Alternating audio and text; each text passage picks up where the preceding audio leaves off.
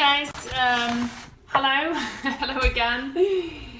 Today I want to show you how to make spaghetti squash. It's a fantastic replacement for pasta if you're giving up processed carbohydrates like that, which I definitely would recommend for you to do.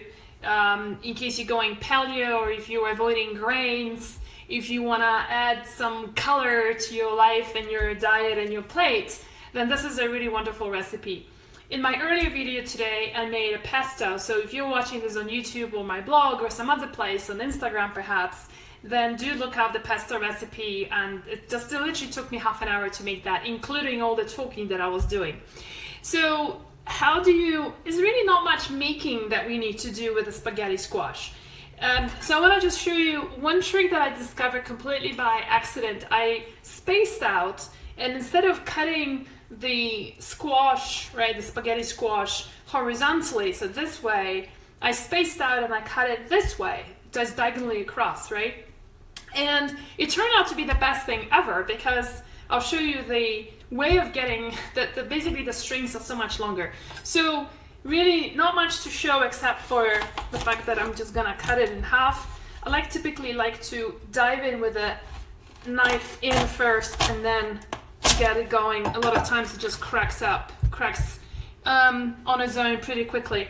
So the first thing we want to do is get the seeds out, and quite frankly, I can't be bothered with the seeds in terms of keeping them, because I just don't have the patience for roasting them. But a lot of people would roast them, like you can roast them with some soy sauce, tamari, paprika, salt, etc.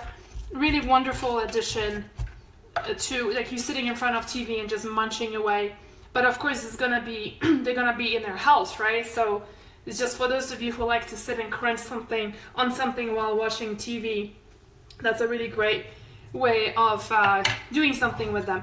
I'm just gonna compost them because it's just not my thing. But so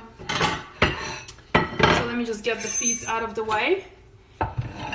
And so I'm wondering, who here has made spaghetti squash before? And what's your favorite way of eating that spaghetti squash? I'm curious. So let's that's pretty much all you need to do. And preheat your oven to 400 Fahrenheit. And you do the same thing with the other side. I don't need to show you that. Put them down. You want to get the paper off, because otherwise it's going to get burned. So 400 Fahrenheit. What's also very helpful is to grease your squash with a bit of either olive oil or avocado oil. It doesn't really matter. Otherwise it's going to kind of shrink, not in a very nice way. And when you grease it this way, then it's just going to retain its nice texture on the outside. And I would typically roast it for 45 minutes to an hour to really get the full benefit and make it really soft and easy to get things out. So pretty much, yes, not in a while. I have to cook one this weekend. Awesome, great. So hey you guys, so that's pretty much it. That's all we have to do. You pop that into your oven, 400 Fahrenheit for 45 minutes to an hour, and that's pretty much it. So that's one thing. Now one trick, so I've already done that earlier today in the morning. And one of the things I want to actually show you is a little trick that I tried, and as always I experiment, including on live broadcasts where I don't know where things are gonna go, but that's part of the fun. So can you see what I've put down there underneath the squash? It's basically your star anise. And so the cool thing about also putting these squashes down is that the water from within the squash cooks the squash pretty quickly. And then on top of that, then the water all gets back in again, so it kind of keeps cooking it. So when you have something as flavorful as star anise, then you end up having the whole squash smelling like star anise. If you like cinnamon, put cinnamon. If you like peppermint, put peppermint. Whatever is your fancy.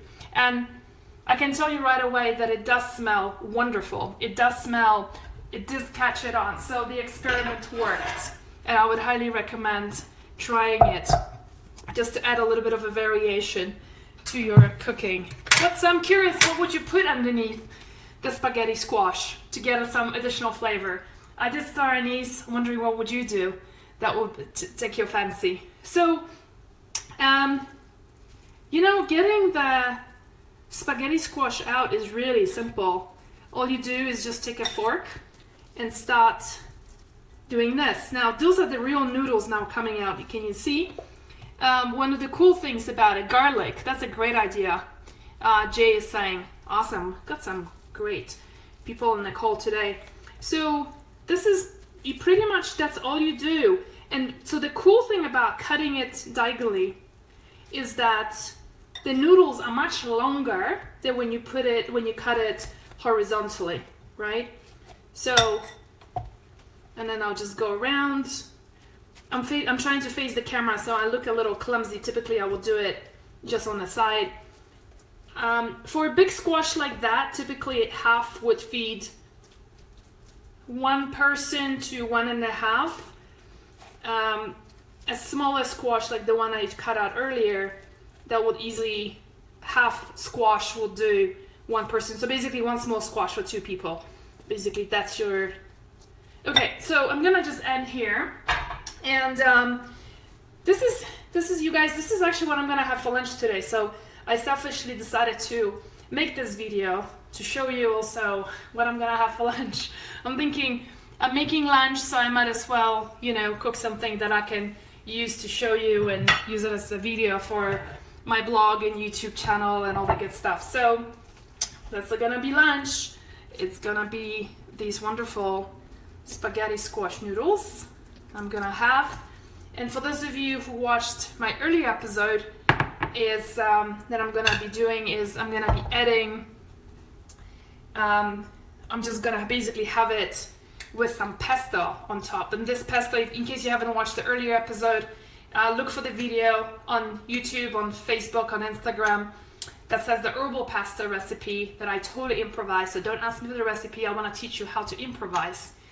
And this has got walnuts, dandelion leaves, parsley, cilantro, and a lot of basil.